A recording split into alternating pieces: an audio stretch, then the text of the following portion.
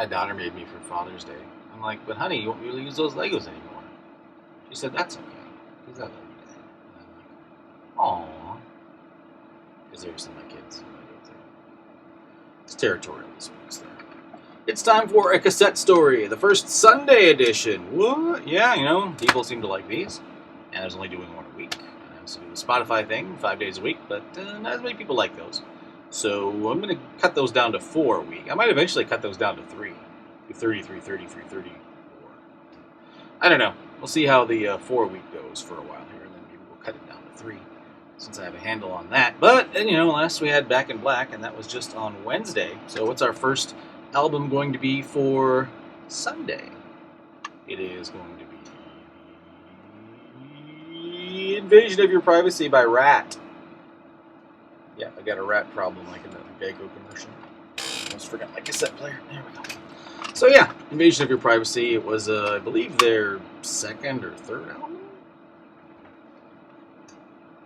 I'm pretty sure it was their second, not counting the EP, self-titled Ratt EP. It's Tawny Katane on the album cover, her pre-Dancing on Whitesnake's Car days. So, even says that in the liner notes. Check out that hair, man. I'll tell you what. Granted, her hotness, ever since she assaulted her husband, Chuck Finley, has been anyway. But yeah, Invasion of Your Privacy, it's the second album from the American band Ratt, which was for a long time my favorite band. Eventually, AC/DC kind of shoved them out of the way. Didn't help that Ratt broke up in 1991. Eventually, would kind of reform in the late 90s with various lineups with Stephen Pearcy, without Stephen Pearcy. Now there's technically 2 Ratts, as there's a Ratt with Stephen Pearcy, which is, I think, the main one, and then there's Ratt with Bobby Blotzer, which they also lay claim to the name, even though it's just the drummer and a bunch of new guys, so it's a mess. Of course, one of the original members died of AIDS. Robin Crosby, Bing Crosby's grandson, I think. Grandson, one of those two. But yeah, they've had a rocky road over the course of their career. Of course, now they have that Geico commercial, and now their song "Round and Round" was one of the most downloaded rock songs. It was on the Billboard rock songs chart for the first time since 1984, which is kind of bonkers. These Geico commercials, man. But anyway, yeah, Ratt, Tawny Katane. You can see there's a little chip out of the case here. Also, the case kind of doesn't hold together. This is a tape I got used at Disc and Tape. There was a Disc and Tape in Fargo where I sold off some of my cassettes I didn't want. And some of the dumb ones I got rid of, like Striper and some. In Excess Kick is one of the ones I sold. I just wasn't into In Excess at the time as much. This is when I was into pop music, and then I kind of got into hair metal, and the album that was a catalyst for that, I'm sure we'll get to on the show eventually. And that one might surprise you if you don't already know. And then started getting rid of all of my pop records. Well, not all of them, but some. And yeah, but anyway, our last album was also from Atlantic Records. And so is this album from Ratt. You can, of course, see the bio there. They don't have a lot of fold-out stuff, just your basics. Ratt Fan Club, I'm not sure who that address would go to anyway. Cover photography, it doesn't say. Oh, cover model, Marianne Gravette. Oh, I thought this was Tawny Katane all this time. It's Marianne Gravette. I don't even know who that is.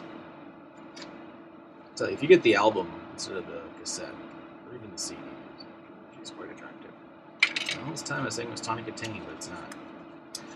Now I know why, because it's Tawny Katane's legs on the self-titled Ratt EP, and I also think it's her on the cover Out of the Cellar.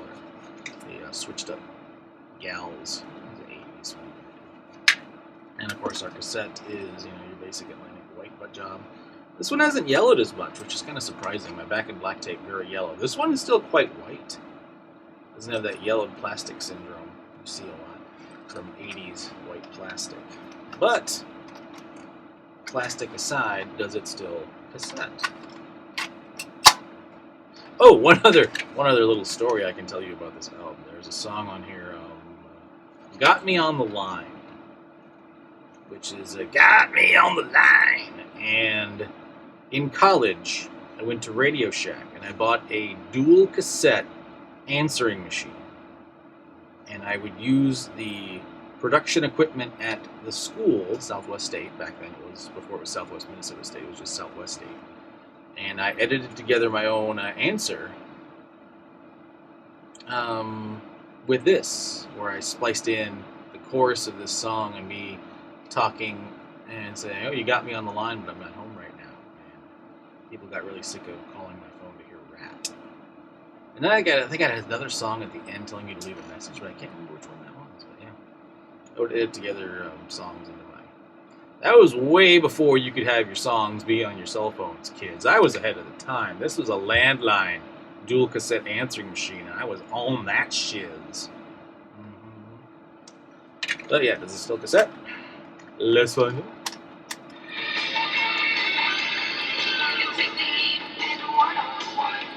That sounds like Stephen Piercy to me. There's a word. You hear that? Turn the volume all the way down.